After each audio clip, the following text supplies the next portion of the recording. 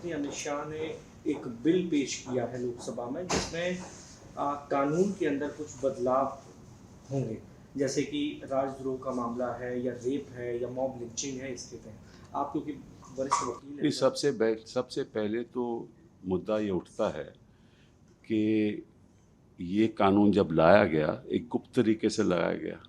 हमें मालूम ही नहीं कि ऐसा कानून कोई लाया जाएगा। हमने सुना है कि कोई एक्सपर्ट कमेटी बैठी थी। वो कौन सी एक्सपर्ट कमेटी थी, उसके सुझाव क्या थे, ये भी नहीं हमें मालूम। और सडनली आप एक बिल ले आते हो और फिर वो सिलेक्ट कमेटी चले जाता है। तो ये जो तरीका है ना सरकार को कोई कानून लाने का, ये अपने आप में असंवैधानिक है। इसमें कौन सी एक्सपर्ट कमेटी है, उसकी चर्चा क्या रही, कौन कौन लोग बुलाए गए, उसके सुझाव क्या थे, ये तो पब्लिक डोमेन में होना चाहिए। दूसरी बात, इस देश के सामने समस्याएं क्या हैं। सबसे बड़ी समस्या इस देश के सामने है कि जो पुलिस कर्मी हैं वो राजनीतिक दृष्टिकोण के द्वारा चलता है।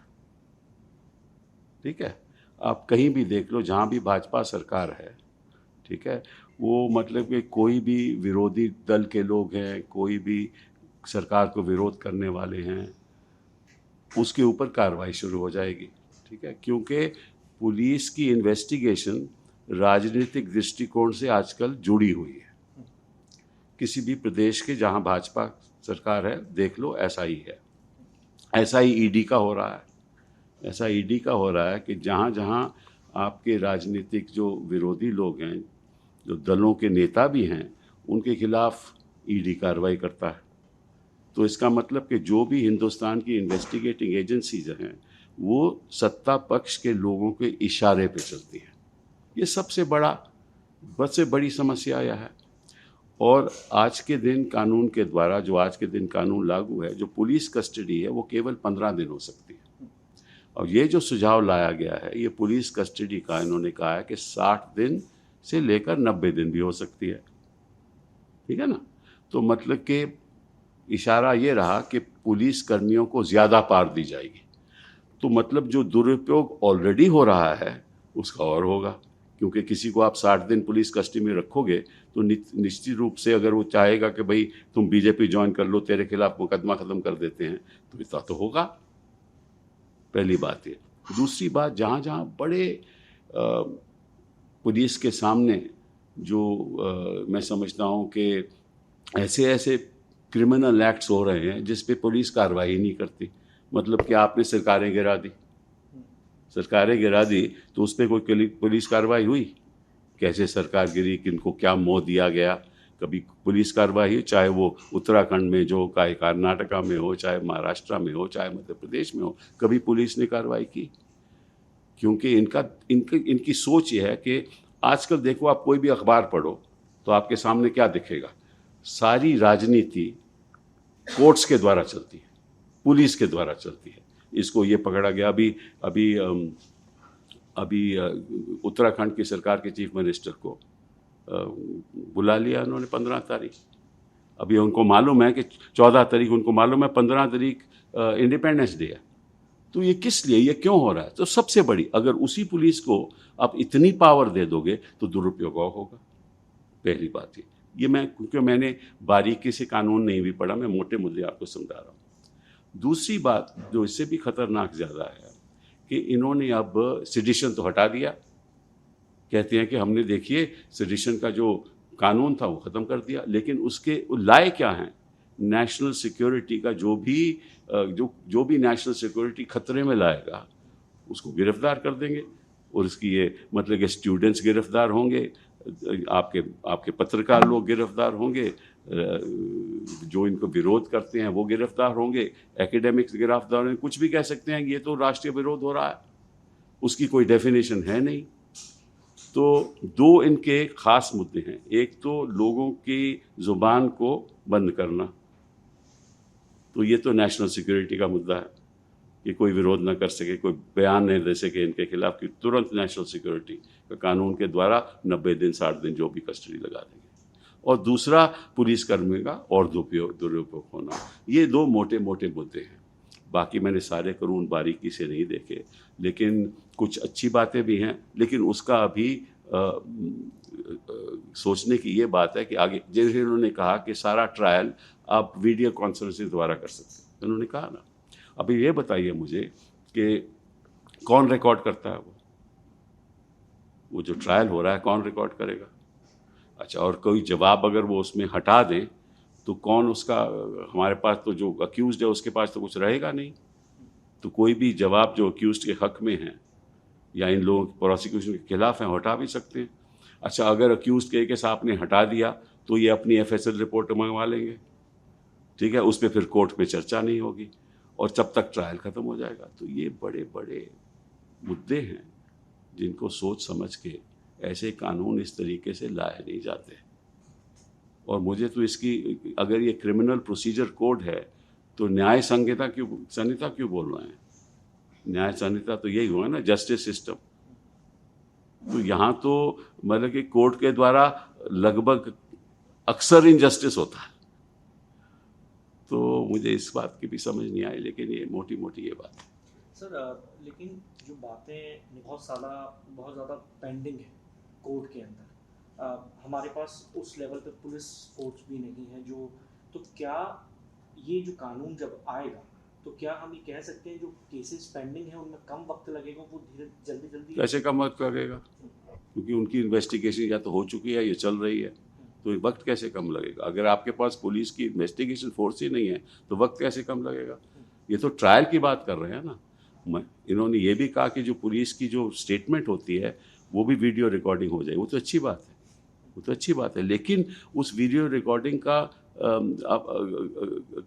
उसमें अगर काट पीट हुई तो उसको कैसे प्रूव करोगे आप? उसको कैसे कोई चैलेंज करेगा? तो ये बहुत बड़ा मुद्दा है ये। तो मैं नहीं समझता कि, देखिए ऐसा है, ये तो सिलेक्ट कमेटी में गया है, उसके बाद चर्चा होगी इनका। मैं नहीं मानता कि ये कानून 2024 के पहले आएगा, लेकिन ये एक पॉलिटिकल चर्चा होगी कि देखिए हमने, देखो मोदी जी ने कैसा हिंदुस्तान में बदलाव किया। ये राजनीतिक एक कदम उठाया है। सर, क्योंकि आप भी वरिष्ठ वकील हैं, तो आप चाहेंगे कि इसकी जो कमेटी बनाई जा रही है इसके अलावा कोई जॉइंट पार्लियामेंट्री कमेटी भी बने जो इस पर चर्चा करे और बारीकी से एक एक क्लॉज को देखें, ताकि इसका ये तो होगा, वो तो होगा मतलब कि जॉइंट सेलेक्ट कमेटी हो सकती है। अभी सेलेक्ट कमेटी को भेजा है, अब देखते हैं क्या होता है। मेरा क्या नहीं ख्याल कि कोई ऐसा कानून लागू हो सकता है 2024 के पहले, क्योंकि इसके जो नतीजे होंगे इस कानून के मुताबिक, तो वो तो एक ऐसे नतीजे होंगे जिससे जनता को भय रहेगा कि क्या करने वाली है ये सरकार। सर, मणिपुर को लेकर काफ़ी चर्चा हुई। कल प्रधानमंत्री मोदी ने भी ये कहा कि मणिपुर पर विपक्षी चर्चा नहीं करना चाहता था, विश्वासघात लोगों के साथ हुआ है। मैं प्रधानमंत्री जी से पूछना चाहता हूँ कि जो दंगे शुरू हुए ये मई 3 से शुरू हुए ना, 4 से 2 महीने वो मौन क्यों थे? अगर वो चर्चा ही करना चाहते थे, सबसे पहले तो उनको बोलना चाहिए था कि मेरे राज्य में किसी प्रांत में ऐसा हो जाए और महिलाओं के साथ हो जाए तो मैं उसकी खुलेआम निंदा करता हूँ। तो मैं प्रधानमंत्री से उल्टा सवाल पूछना चाहता हूँ कि आप इतने महीने चुप क्यों रहे? क्योंकि आप खुद नहीं चर्चा करने चाहते, क्योंकि चीफ जस्टिस ऑफ इंडिया ने टिप्पणी की तो तुरंत आप कुछ सेकंड के लिए पार्लियामेंट जाने से पहले बोले। तो आपको चीफ जस्टिस ऑफ इंडिया क्या इंतज़ार था कि वो टिप्पणी करेंगे तब आप बोलोगे? आप तो बड़ी महिलाओं की बात करते हो। हाँ, तो पहले आप इसका जवाब दो। इसका जवाब जब मिलेगा ना तो देश को पता चल जाएगा कि आप चर्चा करना चाहते थे या हम। Sir, in English sir, union home minister Amit Shah has introduced 3 bills in Lok Sabha. How do you see that? Well, first of all, I haven't really studied these bills in great detail, but there are 2 salient features of the bill that concern me are the following.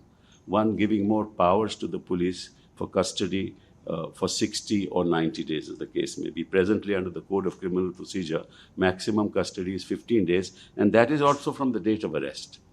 Right now, that's been increased to 60 or 90 days. Now, what's the problem in this country? The real problem in this country is the misuse of the police forces for political ends. Wherever the BJP is in power, you know that political opponents will be attacked, and the police force, by and large, is working under the directions of the political persons in power, of the people in power, of the government in power. In other words, they are serving a political end. That's the real problem. Why? Because the police is no longer an independent force. You see that in the happenings of the local state police. You see that happening with the ED, with the Enforcement Directorate. And occasionally, you see that happening with the CBI as well. So if the whole police system is directed towards fulfilling a political agenda and functions under the directions of the government in power, of people in power, and in that context, you give the policeman custody for, or the enforcement agencies custody for 60 days and 90 days, then it is a recipe for disaster. It means there'll be more misuse of that political force. So I think this is completely unacceptable in a democracy. That's the first issue. The second issue is the way they have changed the sedition law. They say that, look, we have abrogated the sedition law, deleted that section 123 of the penal code, but now they have put into place provisions relating to national security without really defining in what circumstances a person can be prosecuted for national security. And most of these provisions are extremely vague.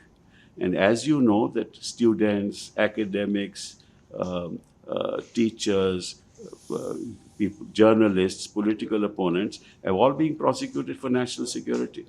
Right? And now with the further way and expanding the power of, actually it's much worse than sedition. Expanding the power of national security means that more political opponents will be, and you people will be prosecuted or proceeded against. It is to silence the people. So on the one hand, they are giving police more powers. On the other hand, they are wanting to silence people. This is just completely unacceptable. And the first thing I want to ask is, which expert committee dealt with this?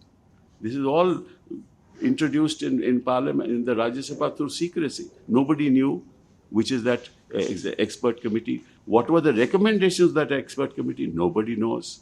And suddenly this bill has been brought. And in fact, it's a very sort of cut and paste sort of thing. Most of the things are what the old code had. And it's cut and paste, it's ill thought, sentences are not complete, the heading is inappropriate, and of course, these draconian powers. Sir, how do you see a PM Modi statement on Manipur? Well, I want to ask the Prime Minister, I'll respond to his statement a little later, as to what happened between May 3rd, May 4th, when all these dangas began, and where women were being paraded, and women were being raped, and houses were being burnt.